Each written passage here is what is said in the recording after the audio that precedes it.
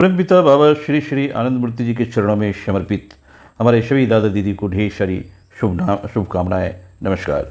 Amps structure क्रमांक 16 central executive committee कार्यपालिका MPS structure के डब्ल्यूटी वर्कर्स स्ट्रक्चर के अंतर्गत क्रमांक 12 से शुरुआत हुई, जिससे यह पता चला कि डब्ल्यूटी वर्कर्स स्ट्रक्चर के सर्वेसर्वा एएमपीएस के प्रेसिडेंट ही हैं, जो कि अधिकतर पुरोधा प्रमुख और प्रेसिडेंट का पद एक ही व्यक्ति के पास होता है। इसलिए कभी कभी कन्फ्यूजन हो जाता है कि एएमपीएस स्ट्रक्चर का डायरेक्ट कंट्रोल किसके पास है। जब तक श्री श्री आनंद मूर्ति जी अपने भौतिक शरीर में उपस्थित थे, तब तक वे निम्नलिखित रोल अदा करते थे। नंबर 1 तारक ब्रह्म सदगुरु, 2 पुरोधा प्रमुख, 3 एएमपीएस संस्था के प्रेसिडेंट। तारक ब्रह्म बाबा इस धरा पर अपना एक मिशन लेकर आए और उस मिशन को पूरा करने के लिए अपनी पूरी टीम के साथ आए। सर्वप्रथम उन्होंने विचारधारा दी और उस विचारधारा को पूरे विश्व में पहुंचाने एवं अपनी विचारधारा को स्थापित करने के लिए एक आनंद मार्ग प्रचारक संघ की स्थापना की। आनंद मार्ग की विचारधारा के द्वारा मेन मेकिंग मिशन की पद्धति से सद विप्रों का निर्माण करने के लिए आनंद मार्ग प्रचारक संघ संस्था को उत्तरदायित्व दे दिया।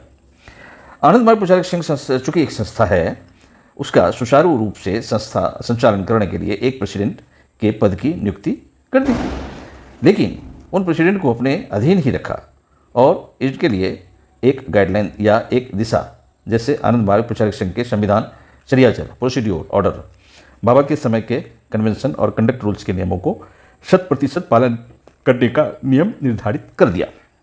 अर्थात चाहे प्रेसिडेंट और पुरोधा प्रमुख एक ही व्यक्ति हों या पुरोधा प्रमुख ने अपनी सुविधा के लिए कि अन्य व्यक्ति एक्स को प्रेसिडेंट का उत्तरदायित्व दे दिया हो, दोनों ही हालत में कोई भी आनंद मार्ग प्रचारक संघ के संविधान, चर्याचर, प्रोसीड्योर, ऑर्डर, बाबा के समय के कन्वेंशन और कंडक्ट रूल्स के नियमों के विरुद्ध कार्य करने का अधिकार नहीं है। जब तक बाबा भौतिक शरीर में उपस्थित थे, वे सर्वेसर्वा थे। वे अपने होते हुए संस्था के लिए कोई भी नियम बना सकते थे और अपने नियमों में परिवर्तन या संशोधन कर सकते थे। उनको बाबा को पूरा अधिकार था, लेकिन बाबा के भौतिक शरीर को त्यागने के बाद एमपीएस की चर्याचर, प्रोसीड्योर, ऑर्डर, बाबा के समय के कन्वेंशन और कंडक्ट रूल्स में परिवर्तन करने का अधिकार किसी को भी नहीं है। और भविष्य में चर्याचर में जहाँ तक कार्य की सुविधा के लिए परिवर्तन करने की आवश्यकता होगी, उसके लिए चर्याचर में पहले से ही निर्देश दिए गए हैं। नेक्स्ट, सेंट्रल एग्जीक्यूटिव कमेटी कार्यपालिका। प्रेसिडेंट अपने पुरोधा प्रमुख के अप्रूवल, यदि पुरोधा प्रमुख ने अपने प्रेसिडेंट का उत्तरदायित्व किसी अन्य व्यक्ति एक्स को दिया है, के साथ सेंट्रल कमेटी के चुने हुए पुरोधाओं सदस्यों में से अपनी इच्छानुसार किसी भी एक सदस्य को जनरल सेक्रेटरी के तौर पर मनोनीत कर सकते हैं और फिर प्रेसिडेंट और जनरल सेक्रेटरी मिलकर और पुरोधा प्रमुख के अप्रूवल से अपनी एक एग्जीक्यूटिव कमेटी का गठन करते हैं। यदि प्रेसिडेंट चाहे तो अपने एग्जीक्यूटिव कमेटी में ऐसे 3 लोगों को ले सकते हैं जो सेंट्रल कमेटी के सदस्य भी नहीं हैं, वैसे भी 3 लोगों को ले सकते हैं। सेंट्रल एग्जीक्यूटिव कमेटी के सदस्यों की संख्या प्रेसिडेंट निर्धारित करेंगे। सेंट्रल एग्जीक्यूटिव कमेटी के चेयरमैन जनरल सेक्रेटरी होंगे। सेंट्रल एग्जीक्यूटिव कमेटी के कन्वेनर सेंट्रल ऑफिस सेक्रेटरी होंगे एंड सेंट्रल एग्जीक्यूटिव कमेटी का कार्यकाल 5 साल का होगा। सेंट्रल एग्जीक्यूटिव कमेटी के कर्तव्य और अधिकार। सेंट्रल कमेटी के द्वारा आनंद मार्ग प्रचारक संघ के संविधान, प्रोसीड्योर, ऑर्डर, बाबा के समय के कन्वेंशन पर आधारित आवश्यकता अनुसार पॉलिसी या पॉलिसी में संशोधन या स्ट्रेटेजी को सेंट्रल एग्जीक्यूटिव कमेटी द्वारा मेटलाइज करवाना। मेटलाइज करवाने से पहले उसको पुरोधा प्रमुख से अप्रूवल करवाना अति आवश्यक होगा। संस्था के प्रोजेक्ट के संचालन एवं प्रोग्रेस की व्यवस्था करना।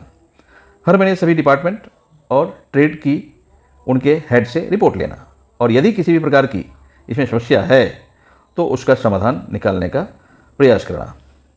आवश्यकता अनुसार आरडीएस और आईआरएसएस की व्यवस्था करना। आवश्यकता अनुसार सेमिनार, साधना शिविर, यूटिलाइजेशन कैंप, इरोज, ईटीएस ट्रेनिंग कैंप, सभी ट्रेड के कैंप और डीएमएस की व्यवस्था करवाना। आनंद मार्ग के अनुसार जितने भी फेस्टिवल उत्सव होते हैं उनकी व्यवस्था करवाना। आनंद मार्ग प्रचारक संघ में जितने प्रकार के कैडर हैं उनको कंट्रोल करना। Central executive committee, discipline committee और डीपीएस की सहायता से सभी प्रकार के कैडर के अनुशासन को चेक करना। संस्था में ट्रेड और डिपार्टमेंट में निर्धारित ACB, advisory committee and board का गठन। विलेज लेवल से ग्लोब लेवल का अपने अपने ट्रेड और डिपार्टमेंट के हेड की सहायता से गठन करवाना। नेक्स्ट, सेंट्रल इश्मूम सेक्रेटरी के द्वारा निर्धारित समय पर भुक्ति प्रधान उप भुक्ति प्रमुख का इलेक्शन करवाना। समय समय पर डिपार्टमेंट और ट्रेड को LFT, LPT और PKB बनाने पर जोर देना। गृह आचार्य और गृह आचार्यों को विशेष योग साधना सीखकर पुरोधा बनने के लिए प्रेरित करना। संस्था में WT वर्कर्स का ज़्यादा से ज़्यादा संख्या किस प्रकार हो और फील्ड में प्रचार किस प्रकार ज़्यादा हो, इसकी व्यवस्था करना। संस्था के कैडर को फील्ड में कार्य करने में यदि किसी प्रकार की तकलीफ है, उसके बारे में जानकारी प्राप्त करना और उसको दूर करने की कोशिश करना। संस्था में ट्रांसफ़र एवं पोस्टिंग के लिए एस्टेब्लिश कमेटी का गठन करना, जिसमें निम्नलिखित लोग रहेंगे। Number 1, general secretary GS as a chairman. 2, central office secretary COS सचिव। तीसरा, कैडर कंट्रोल सेक्रेटरी CCS सदस्य के रूप में, PA नहीं, इसमें PA नहीं रहेंगे। 4, जनरल ट्रेनिंग सेक्रेटरी GTS ये सदस्य के रूप में रहेंगे। ट्रांसफर पोस्टिंग को पुरोधा प्रमुख से अप्रूवल करवाना अति आवश्यक होगा।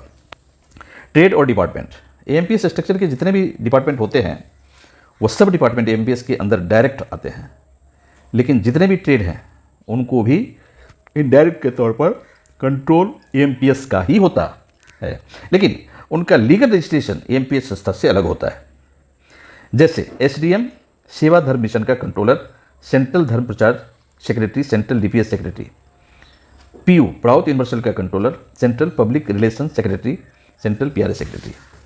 ASD या VSS का कंट्रोलर AMPS के जनरल सेक्रेटरी होते हैं, और SD सेवा दल का कंट्रोलर ASD या VSS के ग्लोबल SG होते हैं। उपरोक्त ट्रेड के कंट्रोलर का उत्तरदायित्व है कि हर ट्रेड का ट्रेड हेड AMPS स्ट्रक्चर की पॉलिसी के अनुसार अपना उत्तरदायित्व संभाल रहे हैं या नहीं। संकलन करता प्रस्तुतिकर्ता द्वारा आचार्य मंत्र चेतनानंद अवधूत। नमस्कार। क्रमशः जारी।